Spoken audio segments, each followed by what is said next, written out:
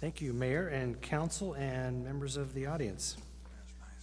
This, the program that we're about to embark on here is going to be a series of study sessions over the upcoming months, and it's been at least a year in the making, so it's kind of exciting from our point of view. I've got the city engineer, Eric Scharbeck, here with me, and we've briefed a Public Works Committee at some point in time, a couple of times, I believe. Yeah, Councilman Walters is there, and Councilman Johnson was there.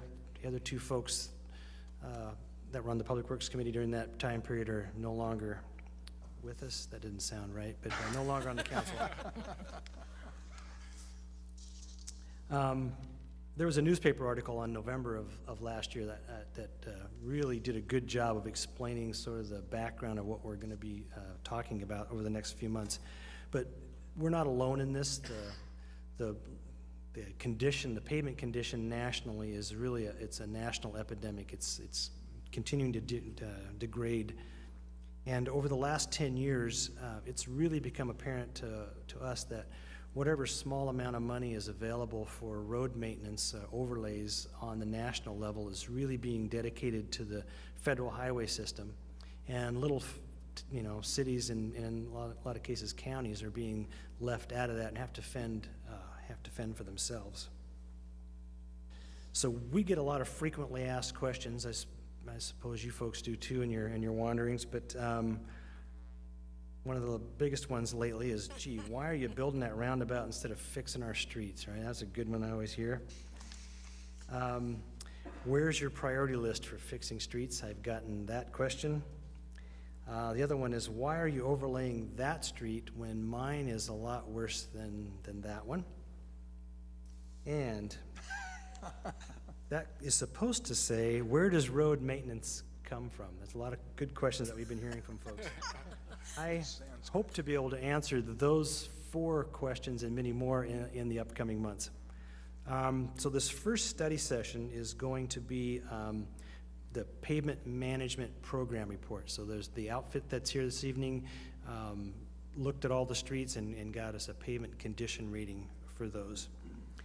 The next one that we're going to have, and it'll be in the next couple of months, will be the funding and priority strategy. Okay, so where does the money come from to fund overlays, and how do we prioritize that money? What makes us pick this street over another street? So that'll be the second one of these study sessions. The third one's going to be some rehabilitation options. Okay, so as money becomes more and more scarce, we're having to look at more non-traditional ways of fixing streets. So everybody's used to the nice big black overlay that you see out there. Well, there's other options, some of them more cost-effective. Even if you drive down I-5, you'll see those little 2 strips of overlay that they're doing now that are just in the wheel path. Okay, that's sad to see it come to that. But anyway, there's other options out there for us. And the fourth one is going to be exploring some additional funding opportunities. Okay, the legislature in the past has given us some tools that cities and counties can use to raise money to fix these kind of things. And so we will be exploring with the council some of those options that we have. So with that, I'm going to introduce Joel Conder and Paul Wigowski. They are with the firm of Capital Asset and Pavement Services. They were the company that put together the report, drove every block of street within the city and gave them a ranking. And these folks have a tremendous amount of experience. They'll tell you how many of these reports they've put together, but it's a lot. And they drove 5 hours just to get here this evening, so we'll let them get out of here. So Eric and I are here for questions if you have any, but I'm hoping that the future study sessions will answer most of your questions. Thank you. Thank you.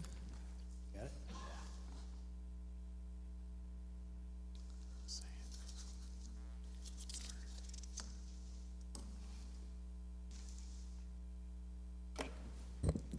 Good evening, Madam Mayor, Council. Thank you for having us. My name is Joel Conder. As Fred said, I'm with Capital Asset and Pavement Management Services. And he was right. I got the pleasure of driving every single street in your city more than once, a couple of times up and down it. Sometimes it can be very, very monotonous work, but the city of Anacortes, I really enjoyed it. You have a very beautiful city here, and I was just sometimes stopped and looked at the view you guys have up here and forgot about what I was doing at work, so I really enjoyed it. In fact, I've already made plans to come back here next year for vacation, because I'd never been in Anacortes before until August of this year, so very beautiful city, but not very beautiful roads. So what we did at this year is we drove, like Fred said, we drove every single one of your roads a couple of times, measured them, and we did an assessment of them. So I went back and I counted all of the cracks, patches, potholes, every distortion, or anything you had wrong with your pavement, and I put them all into a pavement management program. And it's a computerized program, a software program that many, many agencies in the Northwest are using, over 100 in just Oregon, Washington, and Idaho alone. So it kind of shows the effect of the maintenance and the decisions that were made in the past and what's going on right now. The PCI, the acronym you'll hear myself and my partner Paul use here this evening, it stands for Pavement Condition Index, and that's on a scale of 0 to 100, with a 0 being a failed road and 100 being a brand new road. I think your overall network pavement condition index for the city of Anacortes was 64. So on the 0 to 100 scale. Where does that rate with other agencies? Not very well.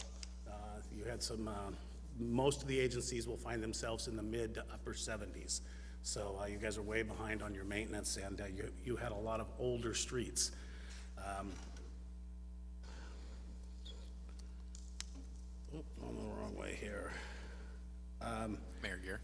This is a kind of a breakdown of your city and how many miles you had. 105 centerline miles of paved streets, 9 miles were arterial, 16 miles were collectors, and as you can see, about 80% of your network were residential or local miles. So the optimum network PCI is in the mid-80s, so that's basically the program's telling you if you guys are maintaining your streets right and putting the right amount of effort into your streets and the right amount of dollars, you should be somewhere in the mid-80s. And Paul's going to show you a couple graphs here coming up, what that looks like. And as I mentioned earlier, you guys are down at 64. So what happens if Anacortes does not maintain the optimum PCI? Well, you're not doing it now, so we know exactly what will happen. Your deferred maintenance and your pavement dollars are going to go way up through the roof. Mayor Gear. Mr. Walters. So you're determining this by counting every pothole and crack? Is that, how fast did you drive our streets? We're walking. What's that? We're walking. You're walking? Yeah, we're getting out of the vehicle. We drove them to measure, and we have distance measuring instruments in the vehicle, so we got the length. We got out with a wheel, we measured the width, so we know exactly what the square area is. So that way, when we count the distresses, the program looks at the area we inspected versus the total area, and then it extrapolates over the entire length of it and tells you exactly how many feet of cracking and potholes and patching and so forth you have. Are you also locating these potholes, or are you taking GPS coordinates? We're not locating them. We're just At that level of detail. your system is broken up block to block. So between 4th Street and 5th Street, everything that we counted in there is recorded in the program. Okay. The computer program uses algorithms, breaks that down, and then tells you exactly what that pavement condition index is for that one block. Okay, good. Thanks. Mayor Gear. Ms. Lovett. What is a collector street? That is, you have 3 classifications of road typically within the city. An arterial obviously is a major road. I would believe commercial would be obviously an arterial. A collector would be, I can't think of the name of your roads, but you know, it's a secondary road. It's not a local residential road. It's something that's right in between, like a major neighborhood collector, the main street that leads in there and feeds off to all the local streets.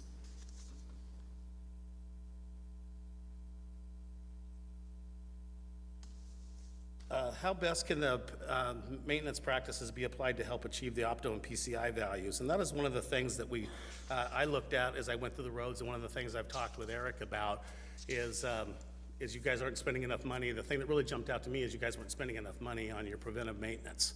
You're paving those streets, and then they weather, and they wear, and they wear, and they wear, and they get bad, and then you put an overlay over them. And we kind of relate that to like your house and the siding on your house. Do you put that siding up and just let it wear out and wear out and wear out until you have to rip it off and put new siding on? No, we typically don't do that. Typically, we put a nice coat of paint on there. Years go by, then we come back and we scrape it a little bit and we put another coat of paint on it. Same thing must happen with your streets, and right now in Anacortes, that isn't happening. We've got to be a little bit more proactive in the maintenance treatments instead of reactive. And again, I've talked with Eric a little bit about this, and I've really suggested that you guys move to slurry seals. And I didn't see any slurry seals in this town. And most of the agencies, most cities are using slurry seals in the Northwest. It's a great way to seal coat the pavement, keep the oxidation of the sun off of it, and keep the moisture off of it and over into the gutters where it belongs. So that's the one thing that really jumped out at me. Mayor Gear, is that the same thing as chip sealing or different? Definitely not. It's definitely not a chip seal. A chip seal, typically you've seen the counties do a lot of chip sealing where they drop the oil down, they drop the rock chips, they roll over it with a roller, they push it in, and yeah. Great maintenance treatments for rural county roads. You don't get a lot of friends when you do that within the urban area, when you're pushing strollers or bicycles or skateboards, because it is so porous and so rough. So a slurry seal is much smoother. It's a liquid emulsified asphalt. You drop down. There's usually a truck that drops it with a skid that pulls behind it and smooths it all out. And typically you have to close the street for about 4 hours to do it. Mayor Gear. Yes, Mr. Miller. So on the slurry seal, you're not talking about like the veining you see on like the individual crack sealing. You're talking or is it two different ways to do a slurry seal? Well, there's pretty much just one way to do it, and it's a everything. liquid you squirt onto the road, right? Okay. Yeah, what you'd want to do before you do that is seal those cracks and come by with a crack seal, clean So the that's a different process. Right. You clean the cracks But that out. would be considered, use the example of a house. That would be the example of caulking your Right, caulking your exactly. siding. That's exactly right. Okay. The average PCI of cities of the centerline miles equal or close to the Anacortes equals 76. And like I said before, you guys were 64. So you can see, I just wanted to throw that in there and kind of let you guys know where you're at there with that, so you can do some comparisons. The last slide I'm going to talk about before turning it over to Paul is the pavement deterioration curve. I like to call this curve the pay me now or pay me later curve, because this is really what it is with pavement management and pavement maintenance. If you maintain it, you can see it's a lot cheaper. You can see this life cycle here of pavement. You can see at the bottom that's 5 years, 10 years, 15, 20 years. That's a typical pavement design life, is 20 years of an asphalt street. And you can see what happens there for quite a few years. It acts pretty well. It performs very well for the first 5 to 10 years, and then as you start getting to year 15 and so, it starts falling and it falls fast. And that's why you'd want to apply the preventive maintenance to it in between the year 5 and 10, and all that does will extend that life and push that out a little bit farther. And that's one thing that's not happening in Anacortes today, is that preventive maintenance isn't being applied. So this is kind of the life of your street. You pave a brand new street, within 20 years, it's going to be pretty bad. So. And that's why I say pay me now or pay me later. So you can do it cost effectively, down in that $1 to $2 a square yard for a good seal coat, or you can wait until that thing gets a lot more expensive and starts getting up $15, $20 a yard for an asphalt overlay. Mayor Gear, Yes. where is Mr. 60? Johnson. Thank you. Where is 64 on this very poor, and fair scale? It's going to fall down in that fair, right? That's pretty close to that dotted line that's right in there. If you find a street that's a 64, and it's going to be right about there, you're right at the edge. If it falls much below 64, you can't apply preventive maintenance. You've missed that opportunity. That window's gone, and now you've got to kind of almost just go into a structural overlay at that point, which gets into the $15 to $20 a square yard instead of the $2 a square yard. Mayor Gear. Mr. Walters. So does this curve represent a street if you do no Right. preventative maintenance? Right. So if you do, how much farther do you get this curve It pushed out? typically resets that curve, and with a slurry seal, a type 2 slurry seal here in the Northwest, in an area where you guys have this much moisture up here, you don't have that much freeze thaw going on up here. Typically, a good type 2 slurry seal is going to buy you about 10 to 12 years. Once? One slurry application of slurry seal at $2 a square yard. seal? And how many times can you do that? Typically 2 to 3 times. I've been putting slurry seals down myself. I used to also work for a public agency, and back in the 80s is the first time I put them down, and then today I still drive by some of those streets and take a look at them, and that we put slurry seals down in 85, 86, 87, and they're still performing. They're almost gone, but they are still performing. It's pretty amazing. But the industry standard is typically 10 to 12 years that a slurry seal will last. If you have no more questions, I'm going to let Paul go ahead and finish the presentation at this Okay, point. thank you. Hello, Mayor Council. Ms. Paul Wagowski. And so, one thing on the bottom of this slide, you'll notice the current street network conditions. So about 50% of your street network is in good condition and can be maintained there through mostly just that slurry seal and crack sealing that Joel was talking about. 17% is in fair condition. So some of those would still be, qualify for a slurry. Someone might need some additional patching in order to do that. And then you have about 19% in poor and about 11% in very poor. Those ones in very poor, they're beyond any treatment except for a reconstruction, which gets very costly. So what I did is I took the condition information that Joel did. I put in the street maintenance pavement management program and did a analysis on what the effects of different budget levels would be over the next 10 years on the street overall street network condition. So the first scenario I ran was an unconstrained needs, which was basically how much would it cost to bring the entire street network into good condition and then maintain it there over the next 10 years. And as you can see, that's a very costly amount of about $64 million over the next 10 years. Most of which would be spent in the first 2 years to bring most of that into good condition, then maintain it there through mostly preventive maintenance over the rest of the cycle there. Now comparing that with your current investment level of about $4 million over 10 years, or $400,000 a year, shows that it starts at 64 and then quickly declines over the next 10 years to about a 50. So you're looking at a drop of about 14 points and this is assuming that you're doing a fair amount of slurries, which was recommended. If you're to take that money and simply do overlays, your end result would actually be even worse than this. So the line there is showing the PCI condition dropping, and the red bars are showing the deferred maintenance dollars, which is the amount that basically the difference between that scenario and the unconstrained, or how much in 10 years then you would have to spend to bring your network then into good condition at that point. So kind of how much in dollar amounts are you falling behind the 8 ball? So then the third scenario we ran was what would it cost to maintain your PCI, pavement condition index, at the current level over the next 10 years. And that amount would be $2 million a year, so 19.6 million, just to maintain your current PCI condition. So even at that, you're looking at a significant increase in your current funding level. And then scenario 4 would be what it would be to increase the PCI by a modest 5 points.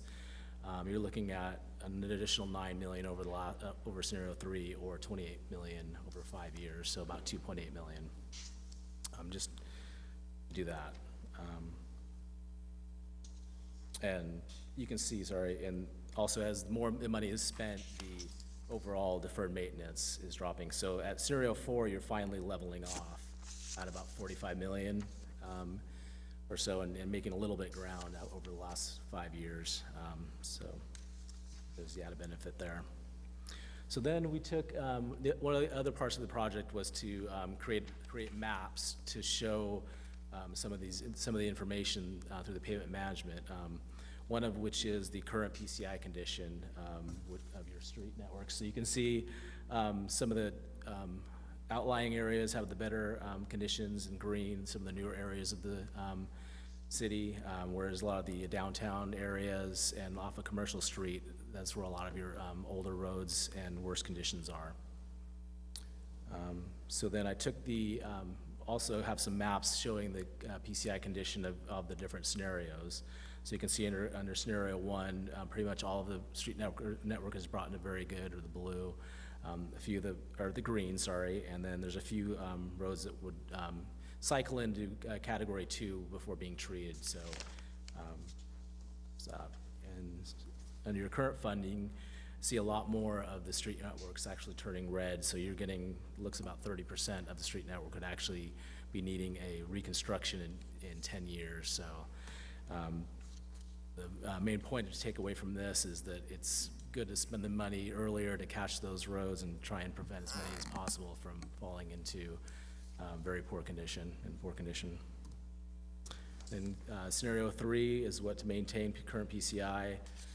So you would actually notice here there's a little bit more green roads and a little more red roads as the pavement management is trying to catch those roads, those streets that are in fair and poor condition and bring them up into good, but there's not enough money to do that for all the roads or streets, so some of those streets in poor condition are actually deteriorating to very poor.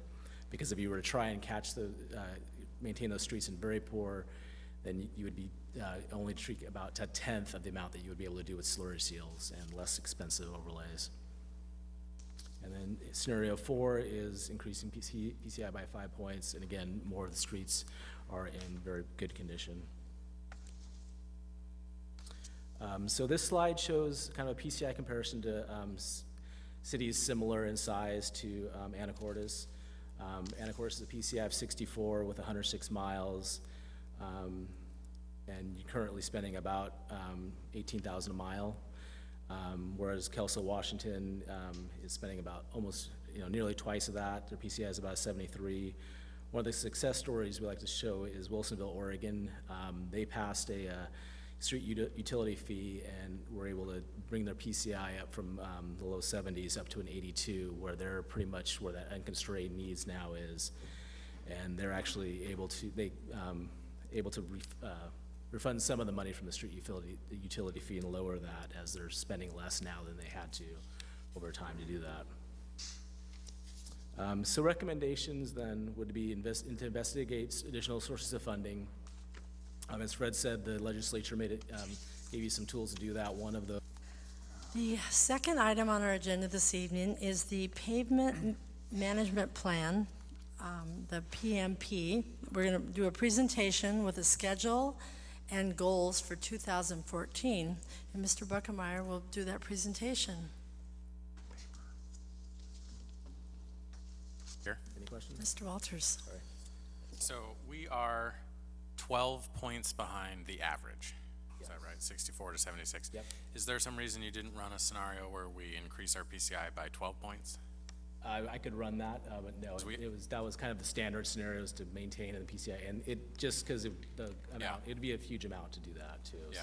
So. The first scenario is to increase by 21 points. And Right, and that's just we include that just to as a example of what the most optimal way of doing things would be to do that, to bring that up and then maintain it there at that point. And then the report, it'll show you that a lot of that money is in the first 5 years, and then once you're in that second 5 years, the amount required is actually a lot less. And if you were to run that for even farther, 20 years or more cycle, you would see even more the benefit of bringing it up to that point and then maintaining it there over the long term. It kind of illustrates the effectiveness of the preventive maintenance and be able to maintain it up there. So that's kind of why we ran that one. So, yeah. But I didn't run the bring it up to 76 now, but something I could do easily and get you the yeah, it information seems on. to me if we don't think increasing it by 21 points is realistic, Yeah. and some of the others are more realistic, but still not Yes. very optimal. Right.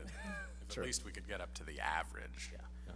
or at least if we could just see what it would cost to get us up to the average. Could I easily think do that. would The be helpful. payment management program is really flexible, and you could do that within, half an hour or something, run that kind of analysis. It's, I could do it, give you the information, or Eric knows how to now as well, so.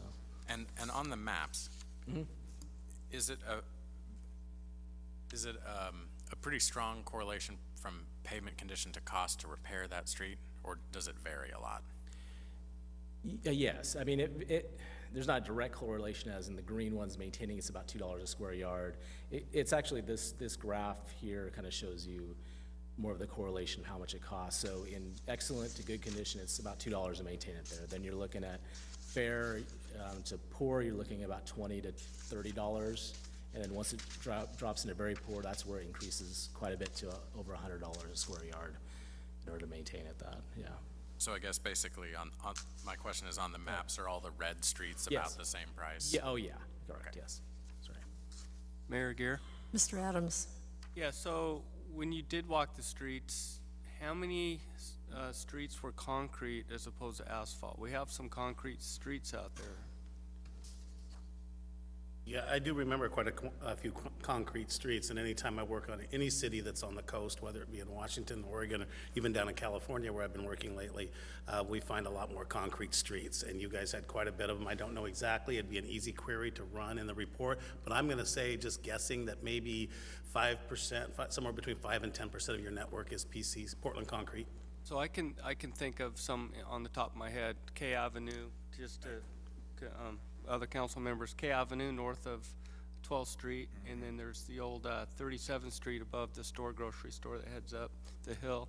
And those streets typically are broken. I mean, there's cracks, they're uneven, so those must be more expensive to fix than asphalt. I mean, do you have to rip those out when you replace those, or what? It totally it's determined by the current condition of concrete. Concrete is such a great base to build a street on, and a lot of folks will just go in and do certain slab repairs and fix it that way, and then some folks will come in, and a lot of our clients are doing 2-inch overlays over the top of the concrete. And you're getting such a great base there that it's really not that more expensive to fix if you're just putting AC back over. If you are gonna replace it with Portland concrete, yes, it's very expensive, and those can get up to $250 a square yard to replace those. Mayor? Yes, Mr. Archibald. So when you're looking at the different streets, arterial, collector, and residential, is there a way to factor in the amount of traffic in the past and in the present as far as the condition and how fast they break down, and which ones would be priorities to be repaired? Typically, those functional classifications of arterial collector are driven by average daily traffic. That's what determines their arterial and collector and so forth like that. And then also trucking. Trucking is a huge factor on the functional classifications of roads, so that trucking can also determine it. And there's a lot of studies that are out there, engineering studies that are done, and I don't know if the city, I haven't talked with Fred or Eric to know if you guys have done truck counts or not on your roads, but those definitely will lead to the early deterioration of roads, definitely. Yeah, and the pavement management program does have different deterioration models for those different functional classes.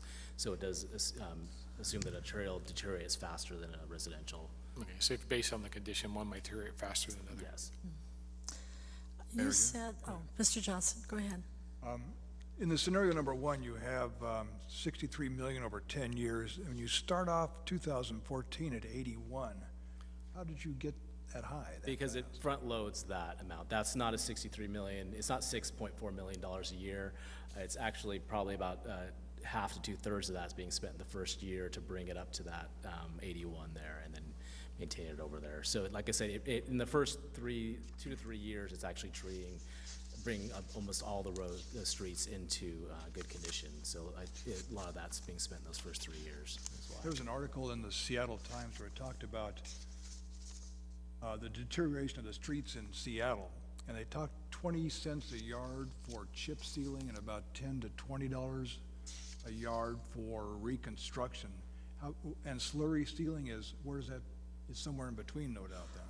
Slurry seals, yeah, slurry seals will run a little bit less. They'll run about 80% cost of a chip seal. And today, currently, we work with many, many clients, and I don't know anybody who's paying over $1.60 a yard for slurry seals. And almost all of our clients that are doing chip seals are starting at about $2 to $2.20 a square yard. And of course, that can go way up depending on the type of oil you're gonna use and the type of rock chips that you're gonna use. Now, is reconstruction where they take dig up the current tar, remelt it, and then lay that back down again? Right, yeah, cold in place recycling is a big thing right now. Warm mix asphalts are real big, and full depth reclamations, and that's what you're seeing a lot of now, the full depth reclamations where you just come in with a grinder and it actually pulverizes the entire pavement and mixes it back up. You do an injection with some rejuvenating oil and roll it right back down, and you've got a new road. Typically, you want to pull a thin overlay over the top of that, but that is getting to be a real common thing nowadays. Cheap at half the price? No, it's not cheaper than doing a regular overlay. It's more expensive, definitely more expensive. Those full depth reclamations, typically, those things are gonna cost you about $10 a square yard just to grind it. So it's a very expensive thing, but it's, it's a green thing now, so it's getting very popular. You said that Wilsonville, Oregon was your success story. Can you tell us what they did? Yeah, I first did Wilsonville, the city of Wilsonville, which lies just about 20 minutes south of Portland, right on I-5.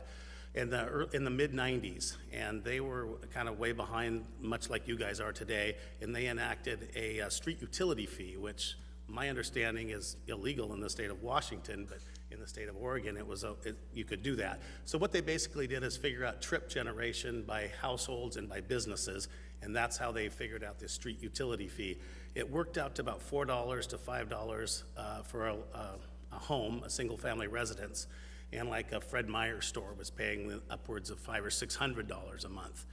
And so it was based on trip generations. This was their street utility fee, and this all went in, and it was attached to their water and sewer bill. So when they paid their water and sewer bill, $5 of that went right to the street fund. A few people were upset about it, so they'd short their bill $5 when they paid their water bill, saying, I'm not paying that. Well, the council was smart enough to figure out the first $5 of each money that comes in goes to the street utility fee. So they actually were not paying part of their water bill. So with that, they generated quite a few $100,000, and that's what they used, and they applied that straight to their street fund. And by doing that, they had enough money to start catching up on those big red graphs you saw earlier of that deferred maintenance. And they caught up completely on all their deferred maintenance. They got their network PCI, as you could see, up to 82. And with that, now they've suspended their street utility fee. They haven't gotten rid of it because they said if they got rid of it, they probably would never get it back. So what they've done is suspended it because now they're all caught up and they have no more deferred maintenance. And now it's very inexpensive for them to maintain their infrastructure within the city of Wilsonville because all their streets are, like you said, the average PCI is 82. But that's not allowed in our state, so, That's not allowed in your Okay. state, but there are different types of funding that can Okay. make the same thing happen. thank you. Mayor Gear. Mr. Walters? So maybe not now, but maybe when we talk about rehabilitation options, a later study session. Are you guys going to be here for those later We study definitely have made sessions? ourselves available. I've let Eric know that all he has to do is call us and we'll be here. We just don't come in and do this and run away. Okay, We're so here to I'll help you I'll guys ask now. throughout. So based on your answer, Mr. Johnson's question, scenario one is even more crazy than it appears since we're not going to front $60 million or Yeah, whatever I've been doing this a little over 30 years. It's pretty crazy to think that you guys are gonna fund that much money, right? But I have seen it. And we just worked with a county here recently that went out and they got a $20 million bond and they spent the whole $20 million in the first 2 years and paved almost 80% of the county. So it's not unheard of, it has been done, but it's highly unlikely. All right, so we'll keep that in mind. I'm wondering if you can tell us about other more radical options for reducing the cost. Can we reduce the street width? I mean, in neighborhoods, smaller street widths result in lower speeds, maybe that's desirable. What else can we do to get the cost lower? It's interesting that you asked that. The speed is probably not gonna affect the pavement condition at all. But I just got done here a few weeks ago finishing doing the same exact thing for the city of Napa, California. And what Napa, California decided to do about 5 years ago to make it feasible to actually take care of these streets is they decided to only pave the traffic lanes. They left the parking alone. So you have some pretty wide streets in this town. And so they went down the middle of these streets with a 24-foot wide overlay, and they did like a grinded inlay. So they would grind out 24 feet wide and then put back in 2 inches of asphalt and only 24 feet wide.